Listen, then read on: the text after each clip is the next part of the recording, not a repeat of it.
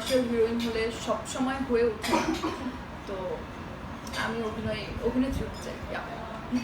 নায়িকা কেন নয়?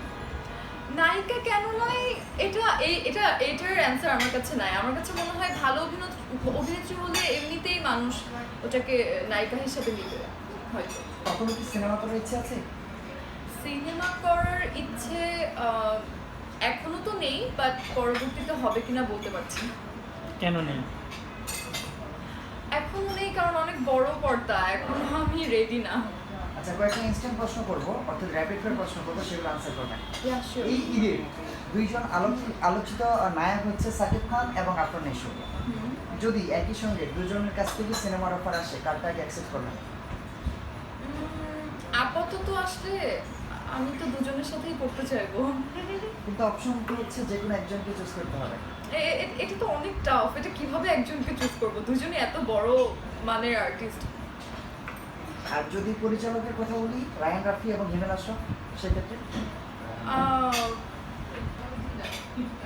both are very good directors, so এত টাফ কোয়েশ্চেন, লাইক এটা আসলে চুজ করা খুবই খুবই খুবই ডিফিকাল্ট। আমি চাইবো যে আমি পরবর্তীতে মানে একটা করে করি।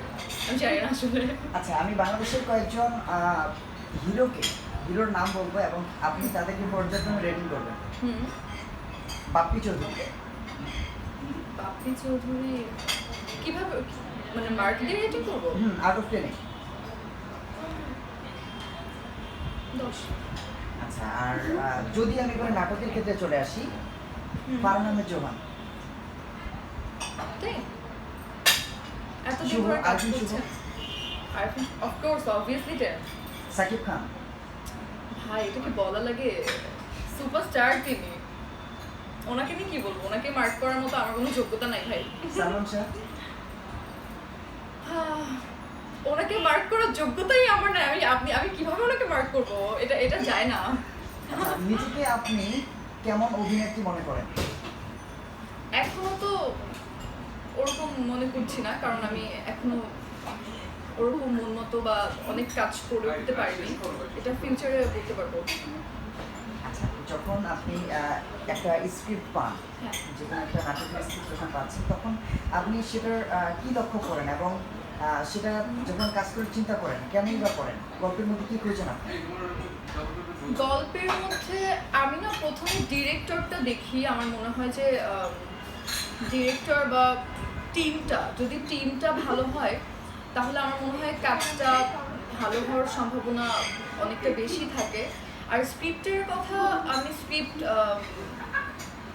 তো আসলে ওভাবে বলা যায় না কখন কোন ধরনের স্ক্রিপ্ট ভালো হয়ে যায়। আমি তো এখন জাস্ট শুরু করলাম, সো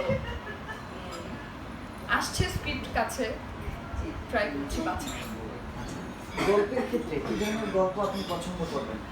বিভিন্ন ধরনের গল্প থাকে, বিভিন্ন জনরার থাকে, যেমন রোমান্টিক থাকে, তারপর থ্রিলার থাকে, বিভিন্ন জনরার থাকে। পার্সোনালি যদি বলেন যে আমার ব্যক্তিগত পছন্দ, তাহলে বলবো যে আমার ছোটবেলা থেকে থ্রিলার কাহিনী এই ধরনের জিনিস আমাকে খুব টানে। বাট এখন যদি রোমান্টিক আগে মানে প্রথমে রোমান্টিক কন্টেন্ট বেশি করতে চাই আমি। আপনি এমন কেউ কি আছে আমাদের মিডিয়া ইন্ডাস্ট্রিতে যে নায়িকাকে আপনি ফলো করেন এবং তার মতো করে কাজ করতে চান?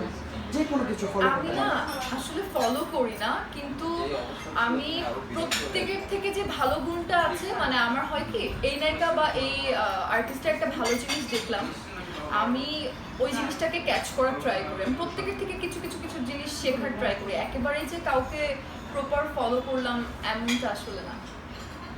সর্বশেষ দর্শকদের উদ্দেশ্যে কিছু বলার আছে কিনা? দর্শকদের উদ্দেশ্যে বলতে চাই,